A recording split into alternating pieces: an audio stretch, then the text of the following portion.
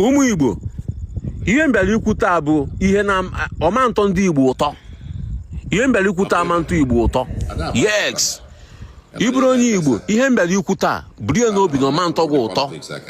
This video ga-ete aka mana ndị Igbo ga-amụtarịrị ife. It's a must. Ihe ajụjụ m chọrọ ịjụ bụ kịta, ndị Igbo, are they master in the politics of Nigeria or are they still an apprentice? Ọ bụrụ na ị ka na-amụ ọrụ ige ntị, ọ bụrụ na uche gị sị gị na-eburugo master, hapụ vidio agabala onwe gị ihe m na-ekwu agbasara gị, because you will end up in the comment section kọba m ọnụ. So just scroll up, gabala onwe gị. You don't have anything to do with this video. Igbos, anyị ka bụ apprentice, anyị ka na-amụ nchọta, anyị ka bidogoro, anyị signbere akwụkwọ apprenticeship na this business of politics in Nigeria. Kọba m ọnụ? No, kọba ọnụ. Soludo kwuru ya sị na the progressives are working together. Onwebere onye Igbo mfụrụ nwụsịrị mmiri ara ike jegoro je jụọ ese kedu ihe mere Soludo ji wee kwuo ihe o kwuru as a professor na onye Igbo amụsịrị ike. Why did this man say this? Sọsọ ọnụ ka anyị na-akọ. Mba, onwe ihe gbasara m jekwa sapete Book of Lamentation ka egoba lamentation. Ị agụgide Book of Lamentation, Nigeria na-agala onwe ebe ọ na-aga. Ọ na-agbakwanụ break, a na-enye change. A na-enye change. We are too emotional. Ihe ọ bụla akpatara politics, anyị adụ emotional. Protest every year. Anyị na-eme protest na Nigeria. Eburu politics na-aga ebe a na-aga. Nigeria na-aga forward. A na-echekwana gị, onye kwanụ ka ị bụ. Now, let me ask a very critical question. Ụmụ ajụ m ajụ ndị Igbo. Unu zacha m this question. Unu wee marụ mụ na ka bụ apprentice. Na ihu na-eme onwe value ka onwere value. Also gị kọba m na comment section. Onwe gbasara m mụ na gị na-abana n'ofu ebe.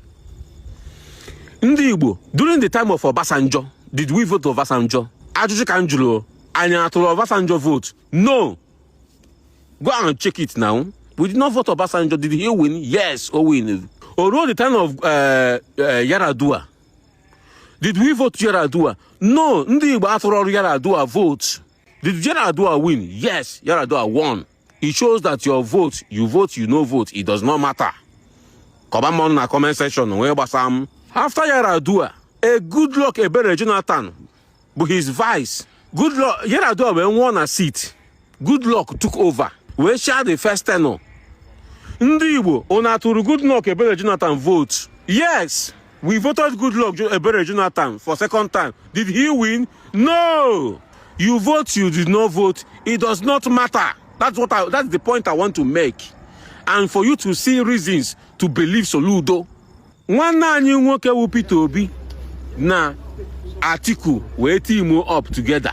Did we vote for Buhari? No.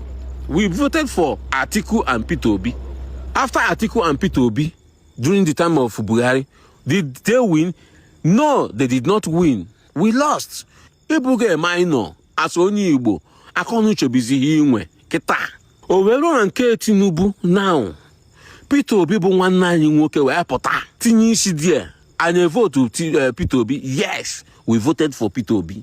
Did he win? Ihe asịkwa Peter Obi win. Instead, Obu Plasma wee jebe court. When he na court, onwere ihe okpete.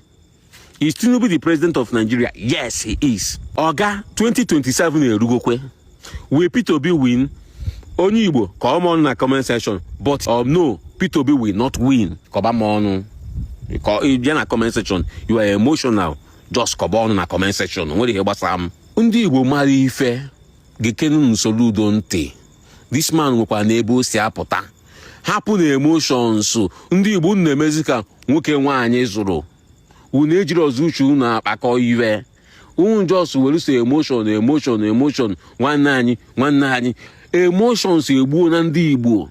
Every year. Arọ kwuru arọ. Anyị na-agụ Book of Lamentation. Protest upon protest.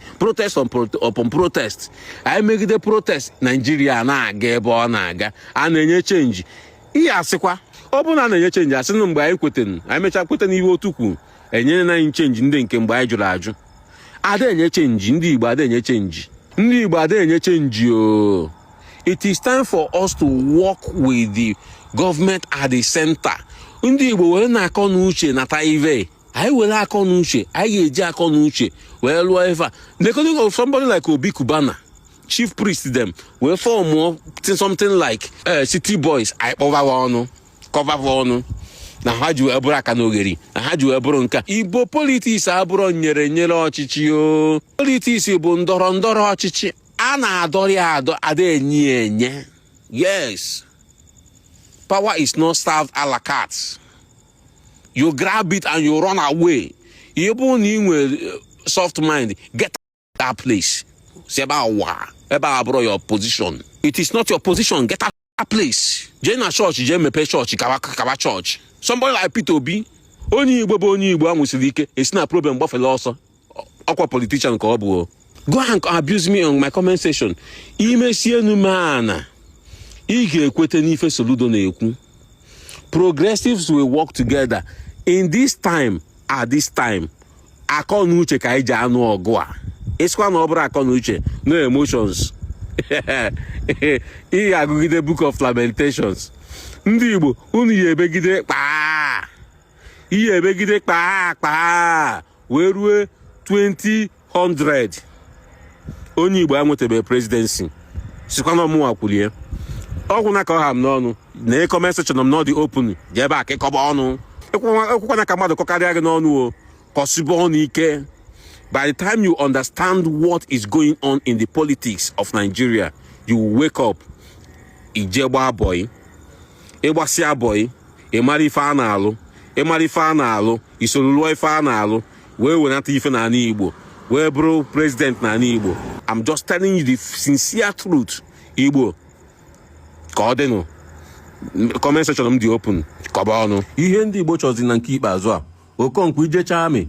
Chinata boots.